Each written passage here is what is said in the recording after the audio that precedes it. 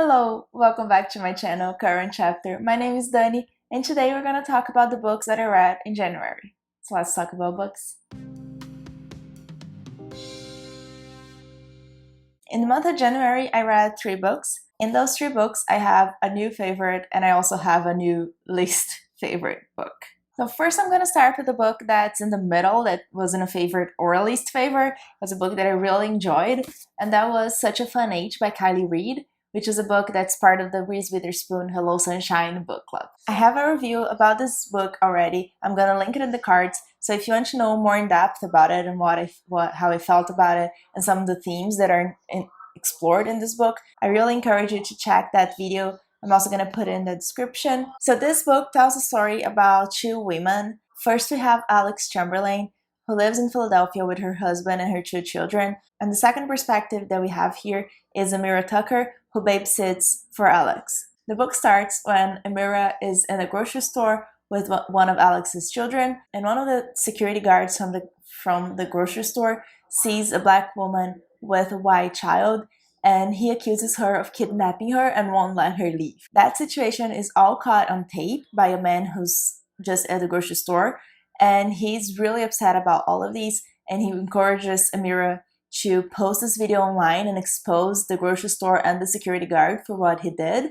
But Amira just doesn't want that. She just wants to keep living her life. And from there, we see the 2 perspectives. They have such a different voice, each of the women. And what we get after that is characters trying to do the right thing, but for the wrong reasons and in the wrong ways. They're just trying to see what's the best for Amira without knowing what she wants herself. And she's a young woman. She doesn't really even know who she is and who she wants to be. So she really doesn't need people telling her who she should be. I really recommend this book if you want a fast-paced and very, very easy to read book about heavy topics that is still a light book. If that sounds like something you would enjoy, I really recommend it. It's very short and it's something that really makes you think. The next book I'm going to talk about is now in my least favorite list of books, and that is Night Circus by Ari Morgenstern. This is a book that I was hoping I would love so much. It sounded like something that I'll absolutely get lost in a good way, and that just didn't happen. This is a very atmospheric book. The setting of this book is pretty much everything in it. It talks about a circus that just appears at night and has all these different tents and different things that happen in each tent. You have the acrobat tent and the fortune teller tent, and each of these tents have different performers in it, and that's pretty much what this book is about. So as you can see, I didn't talk about any plot because there really isn't any. There's a tiny little plot that kind of tries to develop in the story, but it really doesn't. I love the setting so much, but it really wasn't enough for me to just enjoy this book as much as I would have wanted. The characters are not well developed at all. It focuses on a romance, which is usually not something that I like, but I didn't even mind the romance here so much. I think it fit on this book very well. However, it wasn't well developed. I didn't feel like these characters cared enough about each other, and just like I said, there's no plot. Nothing happens in this book, and I completely understand how this is some people's favorite book. It's really something that you could get lost in, and if you are in the right headspace to just be in this world, I feel like you would love this book, knowing that it doesn't that there's not a lot that happens. But I guess I wasn't, and also I was listening to the audiobook, which I don't think it's a good format to read this book, and it might be good for a reread maybe, but there's so many characters with weird names that I couldn't remember who was whom, and I really don't recommend the audiobook. But I do recommend this book if you like atmospheric settings and you just want to get lost in a world and not necessarily meet great characters, if you understand what I'm trying to say. I gave this book 2 stars, and I have the Starless Sea on my M&M's TBR. If you don't know what I'm talking about, I'm gonna link my latest M&M's TBR video up in the cards. But if that book comes up, I will read it. I will not listen to the audiobook for sure, and I will try to get in the right headspace to just get lost in the world and not worry too much about the plot. and just see if I will enjoy it more.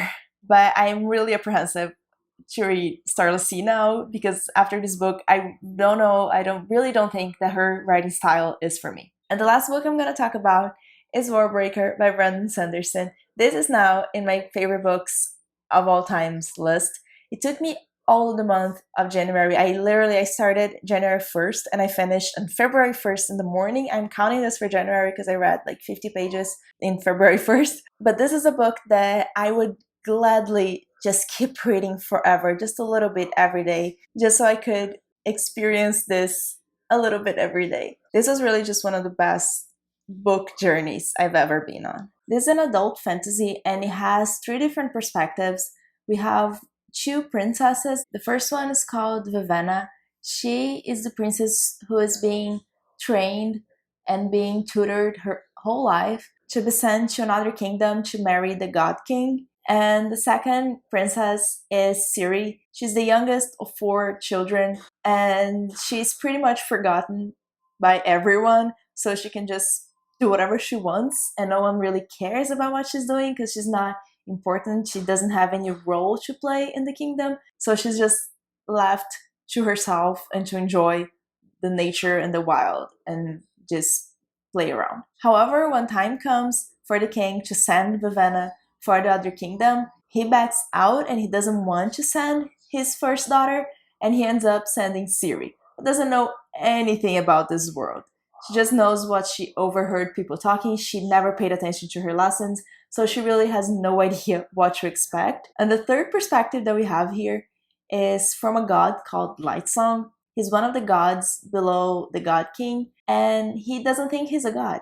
He doesn't understand why people worship him, and he just takes everything so lightly and with sarcasm, and he's just so funny. I love this character so much because they develop so much in the book. And the end of the book, they're completely different people. All of the characters in this book, they change so much during the book in a way that makes so much sense. You can see how every event that's happening during this book are changing these characters, and they are aware themselves of the effect that this is having on them. So they are thinking everything through. The world building and the magic system is just perfection. Everything that we need to know about the world is explained in the most perfect way possible. Even if we're left with some questions at some point, those answers come when we really need them. And I loved how the magic system is approached differently by different characters. It's not just this is the magic and this is how it works and everyone just agrees with it. It's something that for each person has a different meaning, and everything comes together just so perfect. We also have a few different religions in this book that just fit so well in the story. They're really a big part of the story. There are gods everywhere, so the religion is really, really big here. And I really loved how it was explored, how the characters see it, how they approach it, how they just think about it and act upon what they're seeing and what they're doing. And the ending, like the last page of the book, I was like, oh my god, it was just so good. I'm really ready for the second book in the series. This was supposed to be a standalone, which is fine, it would have worked so much, but I'm so happy that there are gonna be more. This was so good. I really loved it. The only one tiny thing that I missed from this book was one perspective that I'm not going to talk about, might be a little bit spoilery, but there's one perspective that I think could have helped to understand a few things, and maybe we're going to get at least a backstory of what these people were doing during this book. I don't know, but still, it was just amazing, amazing. I really recommend it if you like adult high fantasy. It's just one of the best I've ever read, if not the best. And this is all I read in January. It was not a lot, but I'm so glad I took my time with Warbreaker because it was very important to me to just savor it and just be in this book for a whole month without worrying about the end. Let me know if you read any of these books and what you thought about them. I would really love to chat more about these books with you in the comments. And remember to like this video and subscribe if you want to see more videos from me. This was the first Brandon Sanderson that I've read, and you can be sure that I'm gonna be reading more from him. And remember to follow me on Instagram, Twitter, and Goodreads. All the links are in the description.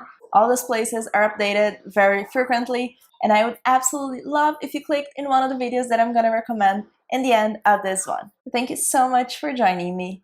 Bye!